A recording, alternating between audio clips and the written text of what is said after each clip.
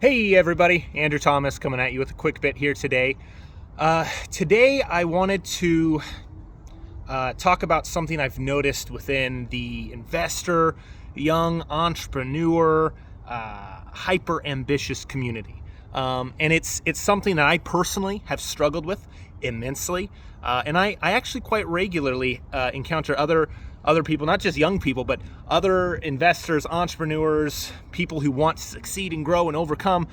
They get tripped up by this as well, and that is chasing the money. And what do I mean by that? I mean, here you are in your established profession, working to improve yourself, and you hear whisper of another area, something maybe close to what you do, something that sounds easy, something you think you really could do, and people are making an unbelievable amount of money. And if only you could just do that thing, just even for 1 year, you could change your life. And so people move, they change, they shift from what they know in pursuit of something that promises to pay a fortune that they just don't know a lot about. And so they move from their position, they destabilize their foundation, and they run after the money. Something I've experienced recently is just looking at different methods that other investors use. And here I am established into home renovations, into the wholesaling and rental market. But there's other fun concepts, syndication, different lending practices, different investment opportunities, different and all these things are good and legitimate practices that some people have established, and sometimes their great success can be enticing. The problem with this, though, is you find yourself running headlong into a practice with other very established people who are alpha predators of their industry. And you find very quickly that you are not able to perform or necessarily pull off what they do. And if you are, congratulations, you are an anomaly. But in a lot of cases, you just find yourself destabilizing, bouncing and hopping around, never quite getting where you want, constantly grasping and finding your hand empty.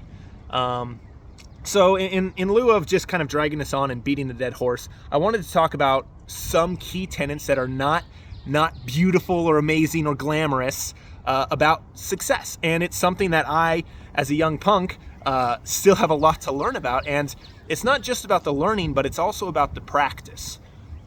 Two of the biggest components to success is consistency and longevity. Your different investors, whether it be in housing, in the open markets, practices in business, whatever it may be, when you can become good at what you do and consistently perform in that space for 5, 10, 20, 30, 40 years, it is astounding the amount of success that can be achieved. And I just finished reading a book recently called The Psychology of Money, and it spends a good bit of time speaking about this matter. It talks about Warren Buffett and how he started so young and spent so long, something like 60 or 70 years of straight investing. And they said that if you had cut off the last 7 or 8 years of his compound exponential growth as an investor, he wouldn't have been a notable investor. Still successful, still very good, but those 7 or 8 years that he had, just because he started when he was younger and stuck with it for the longevity of his life, are why he is now defined as one of the wealthiest humans on this earth. And so I just simply wanted to bring this to the forefront. I'm sure there's a lot of people out there who are sitting wondering what they should do. They want to succeed, but they don't know exactly how. They want to be ambitious and successful. They want to make an impact, but they don't know where. And so I would say spend some good time, because that's a good place to start. Where should I be? Where should I start this journey, and where should I invest my time?